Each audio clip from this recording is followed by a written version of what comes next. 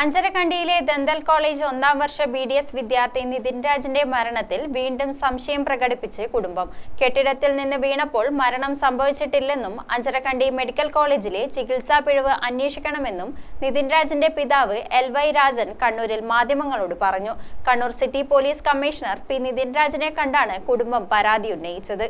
പരാതിയിൽ നിതിൻ രാജിന്റെ അച്ഛൻ LY രാജൻ മൊഴി വീണ്ടും പോലീസ് രേഖപ്പെടുത്തുമെന്നാണ് വിവരം. സമഗ്രമായ അന്വേഷണം നടത്തി പ്രതികളായ അധ്യാപകരെ അറസ്റ്റ് ചെയ്യണമെന്നാവശ്യപ്പെട്ട് കണ്ണൂർ സിറ്റി പോലീസ് കമ്മീഷണറുമായി തിങ്കളാഴ്ച ഉച്ചയ്ക്ക് ശേഷമാണ് കുടുംബം കൂടിക്കാഴ്ച നടത്തിയത്. അച്ഛൻ രാജനും സഹോദരി ഭർത്താവുമാണ് തിങ്കളാഴ്ച ഉച്ചയോടെ കണ്ണൂർ സിറ്റി പോലീസ് കമ്മീഷണറുടെ കാര്യാലയത്തിലെത്തിയത്.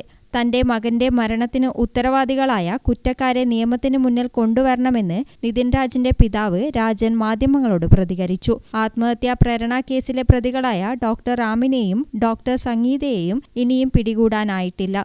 കൃത്യമായ അന്വേഷണം നടക്കുമെന്ന് പ്രതീക്ഷിക്കുന്നതായി അദ്ദേഹം പറഞ്ഞു. നിതിന്റെ ആത്മഹത്യാ കേസിൽ കാരണക്കാരനായ പ്രിൻസിപ്പലിനെയും പ്രതി ചേർക്കണം. ലോൺ ആപ്പുകാർ ഭീഷണിപ്പെടുത്തിയപ്പോൾ അധ്യാപകർ നിതിനെ കൂട്ടം ചേർന്ന് വിചാരണ ചെയ്തു. അധ്യാപകർക്ക് 2000 രൂപ വീതം നൽകി പ്രശ്നം പരിഹരിക്കാമായിരുന്നല്ലോ, താൻ തിരികെ നൽകുമായിരുന്നല്ലോ എന്നും പിതാവ് രാജൻ പറഞ്ഞു.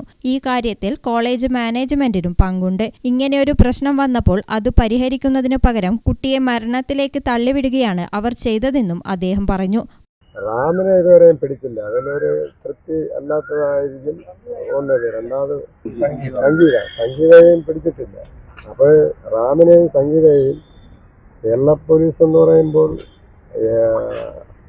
എന്ത് കുറ്റം ചെയ്തവരെയും ഓൾറെഡി അപ്പോൾ പിടിക്കുന്ന ഒരു ഘട്ടമാണല്ലോ.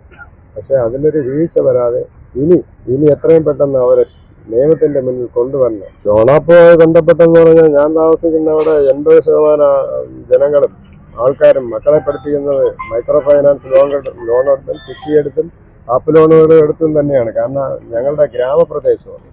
അവിടെ ഈ രീതിയിലൊന്നും ഒരു കുട്ടിയെ പഠിപ്പിച്ചു വരാനൊന്നും പറ്റില്ല. അപ്പോൾ എൻ്റെ അറിവോടുകൂടി ലോണാപ്പ് എടുത്ത് അമ്മയുടെ ചികിത്സാർത്ഥ ലോണാപ്പ് മുടങ്ങി. അത് ഞങ്ങൾ അടയ്ക്കാൻ ബാധ്യസ്ഥരായിരുന്നു. പക്ഷേ കോളേജിൻ്റെ ഭാഗത്ത് നിന്ന് ഒരു കോൾ പോലും വന്നിട്ടുമില്ല. അല്ലെങ്കിൽ ഇവനെ മാറ്റി നിർത്തിയിട്ട് നിങ്ങൾ മാതാപിതാക്കൾ കയറി വരുമോ, അല്ലെങ്കിൽ അവൻ്റെ അടിയനും അച്ഛനും കയറി വരുമോ, ഞങ്ങൾക്ക് ഒരു കാര്യം സംസാരിക്കുന്നില്ല. അങ്ങനെയുമായി ബന്ധപ്പെട്ടൊന്നും പറഞ്ഞിട്ടുമില്ല. ഗ്രാമിക ന്യൂസ്, കണ്ണൂർ.